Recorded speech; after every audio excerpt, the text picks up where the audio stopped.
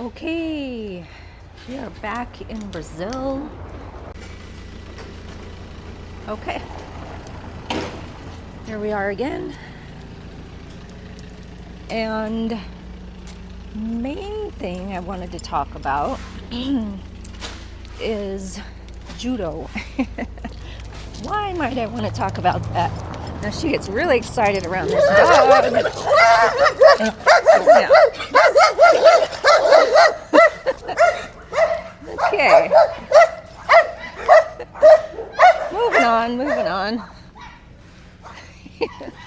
Yeah, that's not fun.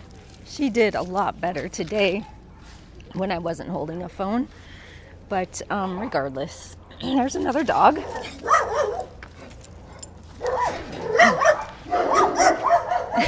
Let's just get through this area. Oh. Say hi to all the dogs. Okay. So there it is, if you can see it. Pretty little white dog. Okay. So, where were we? Right. We're going to talk about Judo. So, many of you do not know that in a past life, let's just call it, I was a judoka. I trained for some years. Actually, once we get past these dogs, I'll talk again. Holy crap, it's so crazy. Okay.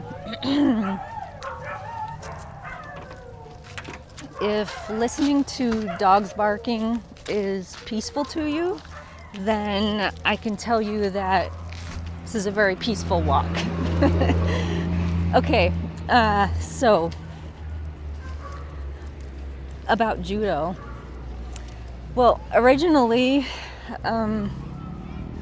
we did Judo because, let's see, one of my friends at work knew that another person who worked there was a judo coach on the side, and I had said that I wanted a good activity for my son, and so he joined, and it turned out that my son did not like it, but that's fine.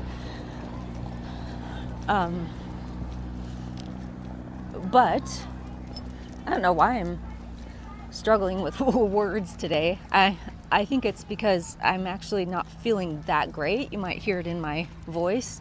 I just woke up with like really kind of like a cold. I'm not really sure, but I wonder if it's because I'm doing Katie's lymphatic system healing from Vital Balance, and I think it might be clearing some stuff out of the way. So we'll go with that. Anyhoozle, what I wanted to say was my daughter was 3 years old at the time when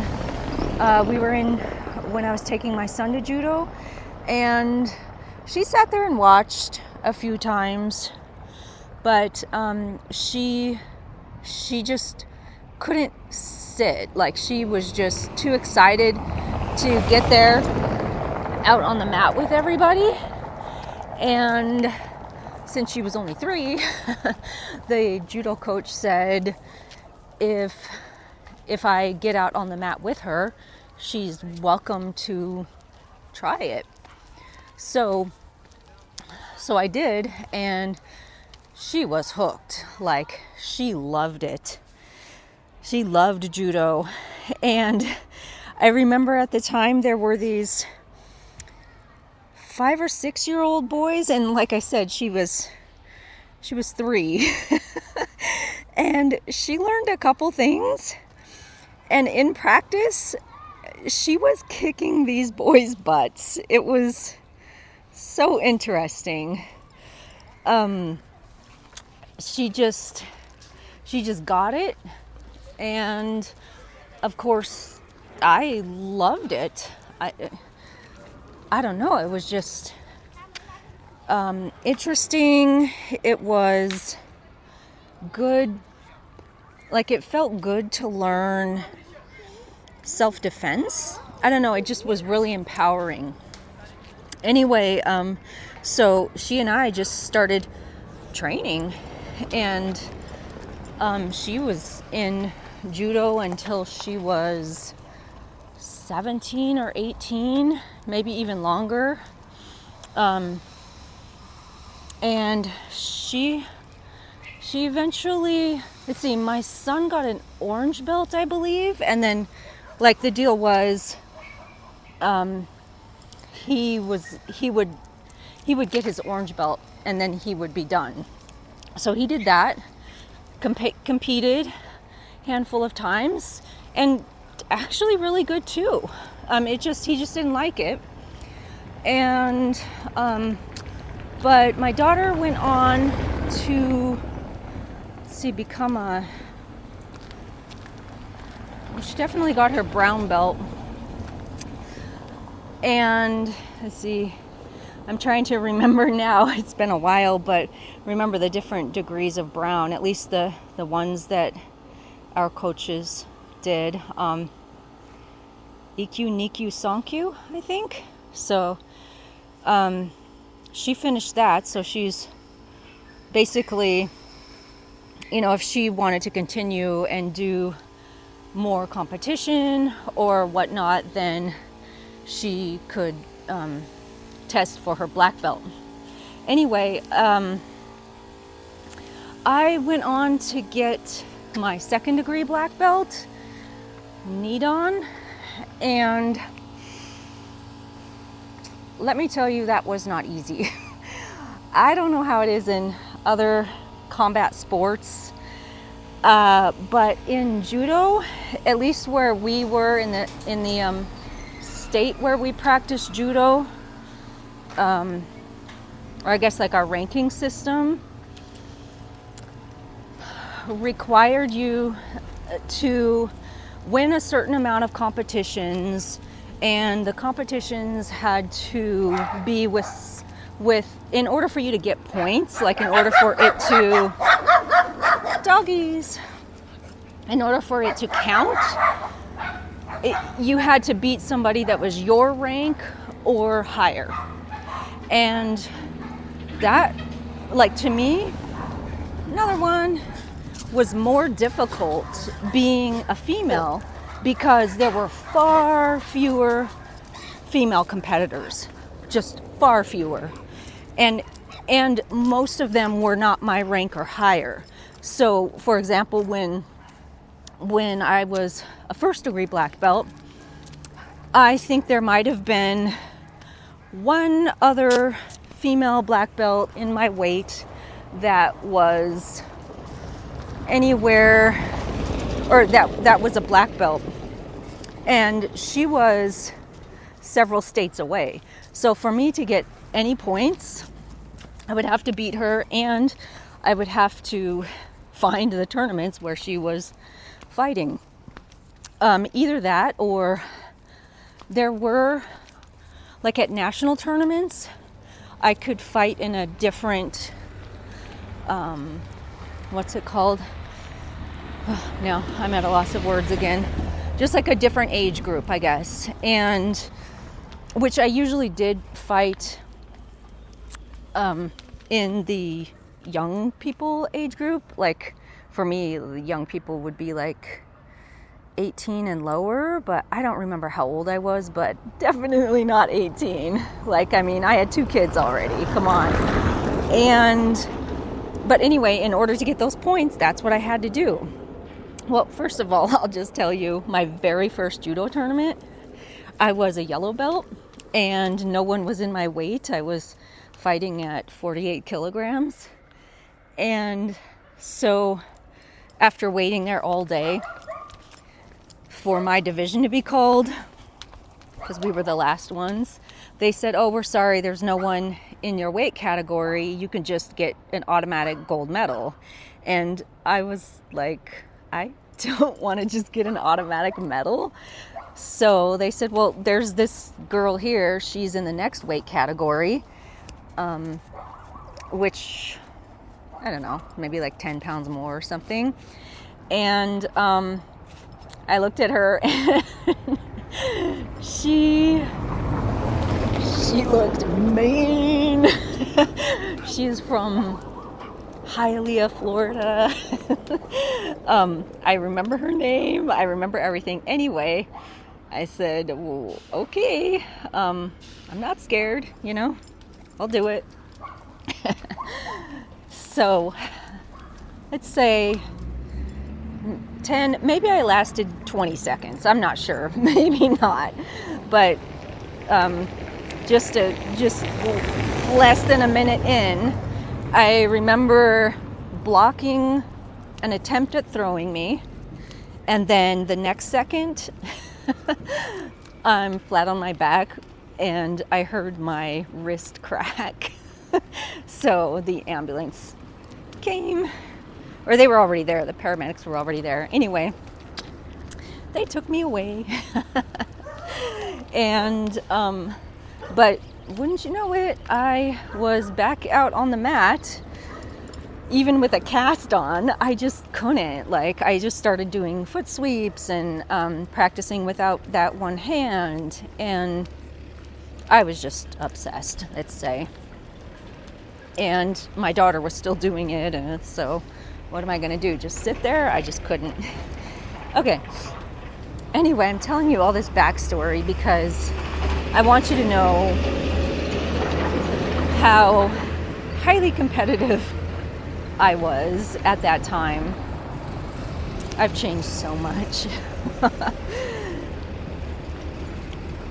In dreams, when you are in competition, it's usually, well, actually I started out this podcast by talking about the game of life.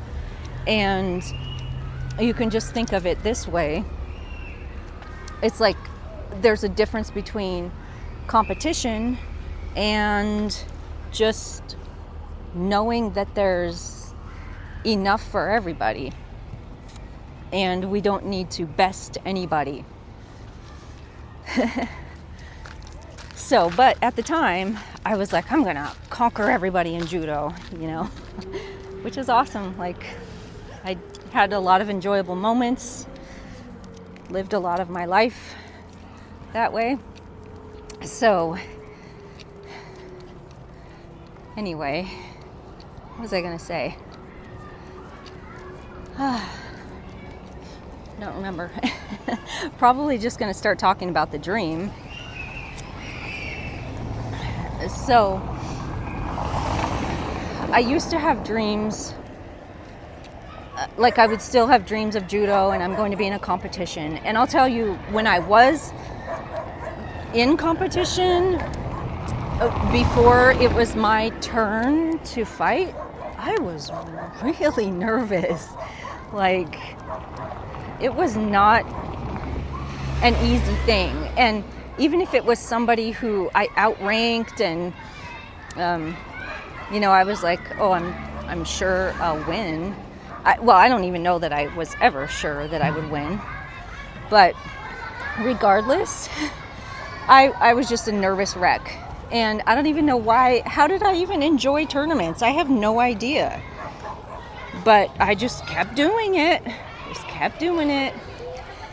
And, oh gosh, my daughter, by the way, she just gold medal after gold medal. And nobody could beat her. When she was, gosh, maybe 10,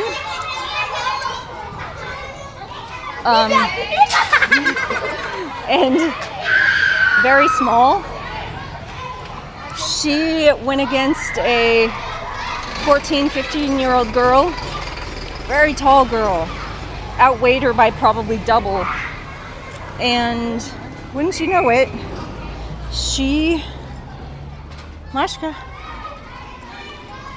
She threw that girl. Okay. So let's talk about my dream, okay? So the rules in judo. Well, so first I'll say the mat. And these are important details because when you hear the dream, you're just going to be like, wow, so cool. I think. I mean, I was when I woke up. So the rules in judo, or the mat, is square. And let's think of it this way. If you're called a square, you know, you're not too adventurous, you're kind of maybe a hermit, and you don't really, maybe you're kind of scared to go different places. Anyway, I don't know who's heard that word before, but it doesn't sound like you're having a lot of fun in life if you're a square. Okay? But if you're a circle, circles are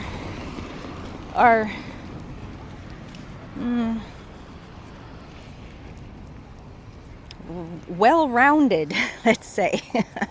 I was trying to think of it. She keeps, oh my gosh, she's marking every territory. I think it's because actually this is probably the first time we took this route on a walk for her. So she's like, I gotta pee everywhere so I can mix in with all these other smells of pee. Regardless. So, the mats are square, and the way that you win is by landing someone flat on their back. Of course, you can choke them out or armbar, and they tap out and you win. That's also. Or if you time out, then whoever had the most fraction of points wins. But either way, you get points by getting people on their back or near on their back. So here's the park. I don't know if you guys remember that. A lot of times right here, there's a horse that's tied up, just mowing the grass. So, what was I saying?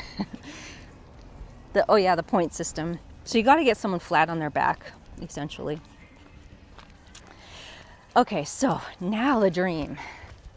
Now I've been, at the time of this dream, I believe I was doing Katie's vital balance nervous system. And that's important too, because as I was saying at the beginning of judo tournaments, or even the week or two leading up to it, oh my gosh, I was a nervous wreck. And it was so bad for me. So bad. Anyway, in the dream, it was going to be a new type of judo match. And some of the differences, which I think you will notice now how great of a dream it was, some of the differences are that the mat was a semicircle. So let's just say kind of like the number 3, or at least half of the number 3, a semicircle. And I see semicircles and arches and the number 3 in so many of my clients' dreams, mainly the ones that are going through the 10-step ascension program, the Karma to Dharma program. But also I see them in my other clients' dreams, and it's just amazing. I was just telling one of them the other day, like, wow, you're not even in our Dharma program, and yet your dreams are moving you into Dharma. I mean, it's not really that the dream is doing it, although sometimes it is, but they're being encouraged to shed all of their karma and move into Dharma. And I said, I think there's just something with, like, if you're associated with me and Melissa in the Dharma Vita, you're going to start seeing how wonderful it is to experience Dharma. So back to the dream, the semicircle, And now in this mat, the semicircle mat, there's two exit points, and these exit points are marked by arches. And in order to, oh, there's a homeless dog peeing, and I hope he doesn't follow us because my dog is in heat. Yet. This is not going to be good. Well, actually, I shouldn't say that. It's going to be great. Because I don't know why. I don't like that dog following us. Okay. And in order to win this new judo match, you have to roll yourself onto your back. And so you have to take one of the exit arches and then roll yourself onto your back. Hey! Hey! Hey! No! Okay. We had to stop and hightail it home so Mashka didn't get let's say some doggy love. Okay. Anyway, the goal of that dream game judo match was to roll yourself on your back. Now, you might think, well, that's pretty bad. Like, why would you just roll onto your back? That's kind of like, oh, I'm just gonna lay down and not fight. But that was the way that you won the game, by being on your back. But in terms of a dream, what do you think that might mean? Hey, look at that. Mashka's lying on her back. What does that mean when dogs do that? And I can hear you answering already. It means that you're being vulnerable and that you're comfortable being vulnerable. So that's exactly how to win the game of Dharma, is to be vulnerable. Now, there were some other parts in the dream. I'm not sure if it's, oh, she's peeing now. I'm not sure if it's important to mention, but that was really the main thing that I wanted to get across, is how to win the game of Dharma and how it showed up in my dreams. And why don't you look for familiar themes in your dreams? And in fact, why don't you, okay, I'll give a suggestion. Why don't you hit us up at the Dharma Vita and talk to us about how you might be able to experience these kinds of dreams, because if you're experiencing these kinds of dreams, it means that you are experiencing Dharma. And like I said in the last episode, it doesn't mean that I'm always in Dharma. I'm definitely not, because one thing that I do is I experiment a lot on myself through my dreams, doing different healings. So that kind of like doing healings can pop you into Dharma, like I talked about last week. But so it's really important for me to do these experiments, because I'm training my dream tool to help identify when somebody needs a certain type of healing, or when somebody needs a spiritual hygiene clearing. And of course, all of the messages that come through are channeled, but right now I'm just training the dream tool. But my point is that if you want to experience Dharma, get a hold of us. I don't know, grab one of those free 30-minute discovery sessions with us, and we'll talk you through it. And you won't be sorry. Or pop a dream over to us. Why not?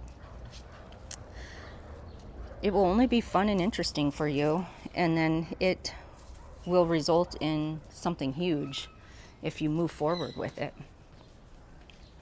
So I think for now, that's all we're going to do, because I actually have to get ready for a session, for a heart space session where we do those dream interpretations on the spot. Oh gosh, one thing I wanted to talk to you guys about, and this may not, what I'm about to say may not make the final cut, but I wanted to talk about what I made today. I feel so accomplished because I made one of my favorite Russian foods, syrniki, and oh gosh, I just love it. And I made it, let's say, by myself for the first time today. Usually my husband is around and I can ask him questions. Now, I have to admit that I did text him and say, how much of this and how much of that? But I made it on my own, and I ended up burning the first batch because at the same time I was making my dog's food and cutting up little cubes of meat and moranga. I think I said that right. It's like a certain kind of squash. And so then I just kind of forgot, and then I fried it a little bit too long. But there were 5 surviving syrniki that I made, and they're sitting on the counter waiting for me also. So if you want to know the recipe, also hit me up at the Dharma Vita, and we can make dharmic syrniki all day long. Okay, with that, we're going to say bye to Mashka. Bye, Mashka. Let's see if she wants one more treat. Mashka. Let's see if she'll sit. Сидит? Сидит? Хорошая девочка. Oh, yummy. Okay, bye, y'all.